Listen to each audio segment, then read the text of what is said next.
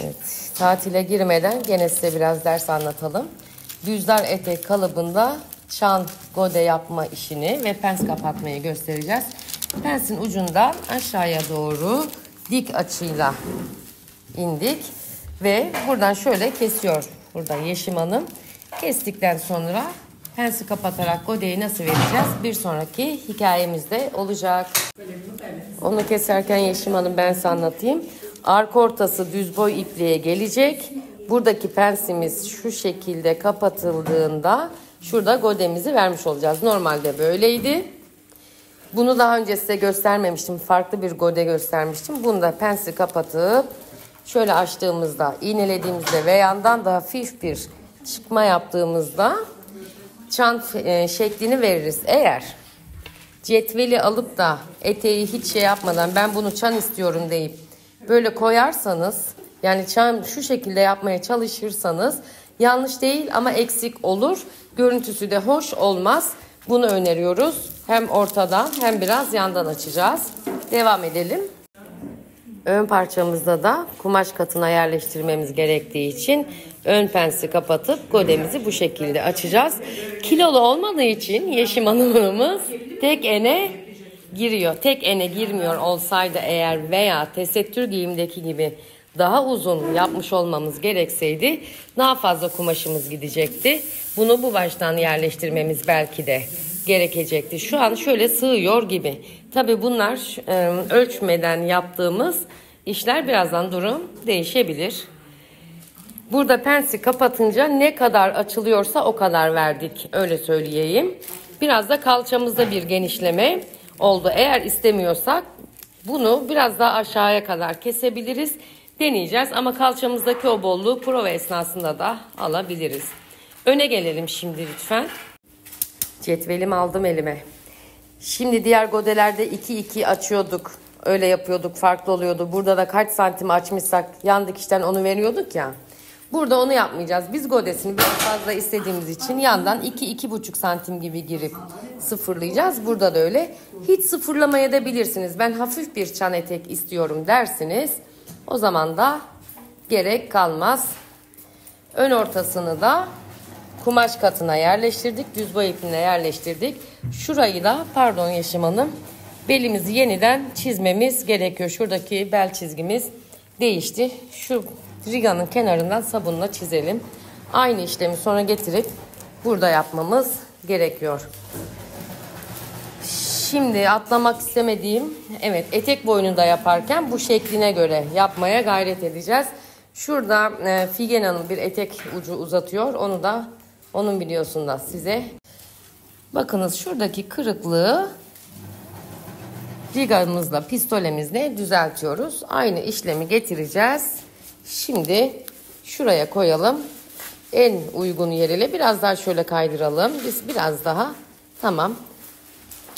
Ölçü kontrollerimizi gene yapacağız. Etek boyumuzu kontrol edip keseceğiz. Kestikten sonra söylerim. Buralardan da 2-2,5 santim çıkıp şöyle kalçayla birleştireceğiz. Mezuranın kalça çizgisine koy. 2 santim. Koyacağız ve o çıktığımız yeri kalçayla sıfırlayacağız. Ben şimdi Figen Hanım'ın yanına gidiyorum boy uzatmayı göstermeye. Önce kumaşın güzelliğine bir bakınız lütfen. Bayıldım. Sabahtan beri şu kalıba ve Figen Hanım'ın çıkardığı kalıba ve kumaşa göz koymuş vaziyette ilerliyorum. İnşallah başına bir şey gelmez. Boy uzatırken şekline göre dediğimiz olayda, şimdi boyunu bunun uzatacağız ya, cetvelimizi şöyle koymuyoruz. Şu şekilde kalıbın kenarına koyarak uzattık. Kalıbın kenarına koyarak uzattıktan sonra gözüküyordur inşallah. Şöyle göstereyim. Buradan ölçerek bu kalıbın şekline göre yaptık. Eğer bunda boy uzatıp da diyelim ki bunda biz 14 santim uzatıyoruz. 14 santim işaretleyip cetveli böyle koyarsanız yanlış olur. Bütün o eteklerdeki sarkmalar bundan dolayı kaynaklanıyor. Şöyle yapacaksınız. 14, 14, 14, 14, 14 ölçüp bunu da cetveli şekline göre koyduktan sonra bakın şöyle değil, böyle, şurada da şöyle değil, şekline göre uzatmayı yaptığımızda eteğimize ne bir sarkma olur ne bir esneme olur. Çok düzgün bir boy uzatma yaparız.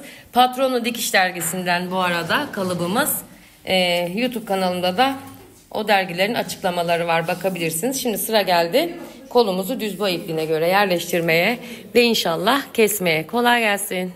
Şimdi diyelim ki bu eteğe geldik. Bu eteğin boyunu uzatıyor olsaydık gene biz burada şekline göre bir uzatma yapacağız. Daha şu an bilmiyoruz. Gene böyle koyarsak, şöyle koyarsak yanlış olur. Şekline göre uzatma yaptıktan sonra ne kadar uzatacaksak gene rigamızdan, cetvelimizden yardım alarak şu şekilde boyunu uzatmamız gerekiyor. Alalım boy ölçüsünü, kaç santim, kıvırma payını ne kadar vereceğiz? Nereden vereceğiz? Şuradan ölçelim. Şuradan ölçelim. Evet. Kaç santim olacak? 59,5 bitmiş. Tamam, sen kaç santim istiyorsun? Pardon, şu an 56, ben 59,5 istiyorum. Tamam, bir de kırma payımız en az 3 santim, 3, 4, 62. 5, 62'den yapalım. Şimdi o 62'yi orada işaretledi, 63. Şuradan kaç santimse eğer alayım. 7. 7 ölçerek uzatacak. Eğer burada da cetveli düz koyup kesersek aynı az önce elbisede gösterdiğim gibi etek ucumuz aşağıya doğru sarkacak ve toparlanamayacaktır. Etek boyunu uzattı. Belini düzeltti. Etek boyunu uzattı şekline göre dikiş paylarını verdi. Belini düzeltti. Tamam, olmuş. Sıra geldi neye? Kesmeye. Normalde eteklerde kemer parçasını boyundan keseriz. Kesmemiz gerekir ama vermiyorsa mecburen bazen eninden kestiğimizde oluyor. İnşallah daha anlaşılır olmuştur. Şimdi birazdan da şuradaki keten elbiseyi keseceğiz. Hadi bakalım Yeşim Hanım, kolay gelsin. Şimdi Sibel Hocam 2 santimleriniz, ben şöyle 2 santim Tamam. işaretledim. Tamam. Öyle mi keseyim? Evet, şekline göre. Hı. Şimdi bazen soruyorsunuz hocam işte dikiş payı 1 santim değil mi? 1 santim videolarda bana çok soruluyor. 1 santim değil mi? Hayır. 1 olur, 1,5 olur. Gerekirse 2 olur. Dikiş payına biz karar veririz. Her şeyde çok statikocu olmamak gerekiyor. Hazır giyim sektöründe şablon payı 1 santim verilir. Evet, çünkü o hazır giyimdir. Seri halde üretilir. Ama biz kişiye özel ölçülerimize göre yaptığımız için her zaman küçük olanın çaresi yoktur ama büyük olanın çaresi vardır. Bırakın geniş olsun, bırakın bol olsun, daraltırız. O yüzden böyle sabit kalıp da işte bana çok video geliyor mesela. Hocam 1 santim dikiş payı vermiştim, işte dikemedim, söküldü, şu oldu, bu oldu. Buna mahal vermemek için gene özellikle acemilerde dikiş payını 1,5-2 santimden vermemiz daha iyi olur. Bir de şunu eklemek istiyorum. Daha önce denenmiş bir kalıpsa, daha önce dikmişsek, daha önce biliyorsak ve 1 santim dikiş payının yeterli olacağını düşünüyorsak eğer biz 1 santim dikiş payını elbette ki o zaman veriyoruz. Biz de veriyoruz yani. Madem başladık devam edelim. Figen Hanım da bunu yerleştirdi. Bakınız gene burada güzel bir püf noktası. Kumaşın kenarı masanın kenarında ya. Bu kolu bazen getiriyorsunuz şu kenara. Kumaşın katına doğru koyuyorsunuz. Ve buradan çıkan parça 2 parça halinde oluyor.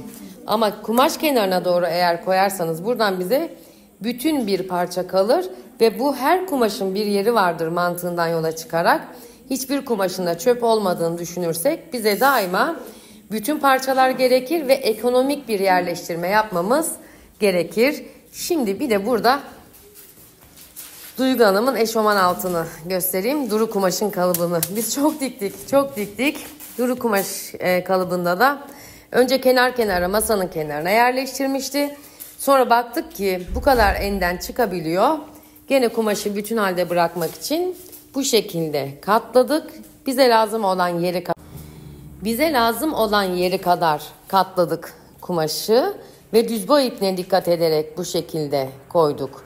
Yani illaki ikiye de katlamanız gerektiğini düşünmeyin. Yani şöyle, evet, ikiye katlamanız gerekiyor, evet, ama kenar kenara katlamanız gerektiğini düşünmeyin. Mümkün olduğu kadar ekonomik şekilde kumaşlarımızı yerleştirmek gerekiyor. Bunun böyle olmasının nedeni de biz bundan bir de üst sweatshirt dikiyoruz. Hatta elinde gösterebilir miyiz Duygu Hanım? Bel bandını yapıyor şimdi. Bu bir takım olacak. Duru kumaşın kalıplarıyla diktiğimiz 1565. sweatshirt olabilir. Son derece güzel. Bugün biz kesme işlemine kadar anlatacağız. Çünkü hem günümüz bitiyor hem de tamamı çok uzun oluyor.